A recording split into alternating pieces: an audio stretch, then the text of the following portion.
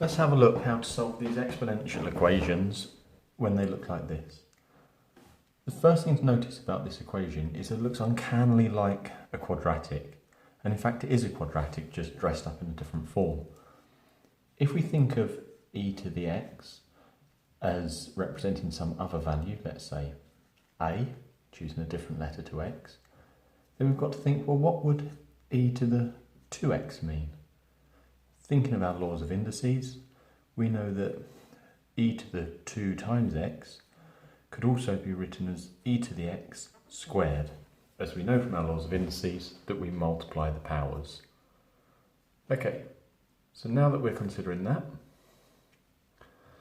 let's think what we could replace this with. So we know that we've got e to the x all squared plus 3e to the x minus 18. Like I said, if you prefer, you can replace the e to the x with an a. If not, and you're happy that this already looks like a quadratic that can be factorised, you can skip that step. We'll put the a in just for clarity for those that think that that looks a little bit scary. So we've said that e to the x is replaced with a, and we've also said that this thing can be written as a squared plus 3a minus 18 equals 0, which we can then factorise. Numbers which multiply to give minus 18, 3 apart, a minus, plus 6, and a minus 3.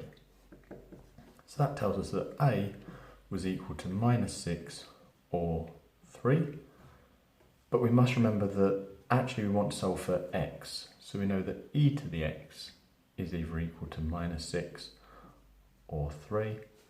As we've seen previously, e to the x, its range is positive. The range of values that e to the x can take must be greater than 0, so we can ignore that solution. That's a false solution. We only need to solve e to the x equals 3, and like we've seen previously, ln is the inverse function of e to the x, so that must mean that x is equal to ln 3. And we'll keep that as a nice exact value. Okay, so that's one example with using e. We could also use actual numbers in there. So maybe for the sake of argument we might have 3 to the 2x plus 1. So we'll look at a slightly more challenging one now. Plus, and then we'll have a minus 4 lots of 3 to the x here, and then we'll just have a plus 1 there. Okay, so similar thing to before, we've got to consider what does this mean. So again, we can think of that as 3 to the 2x plus 1. Using our laws of indices, we know that means if we add the powers, we were multiplying originally. And if I've multiplied the powers, it must mean squared. Remember though that it's only the x which was multiplied by 2, not the 1. So if we think about that with laws of indices, I'm doubling the x and then adding 1 to my power. So we can rewrite this as 3 lots of 3 to the x squared minus 4 lots of 3x plus 1 equals 0. And again, we can replace this with a dummy variable.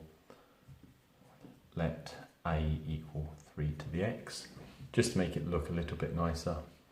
So we can have 3a squared minus 4a plus 1 equals 0. And we can factorise that again.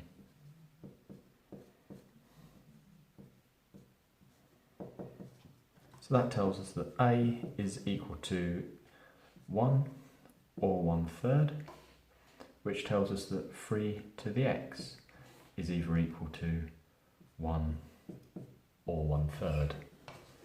Sorry, just moving off the page there. Okay, and then again, we want to find the exact values of this. So if we do log base 3 or log base 3 of 1/3, we know that log base 3 of 1, well, that's going to be 0. We know that 3 to the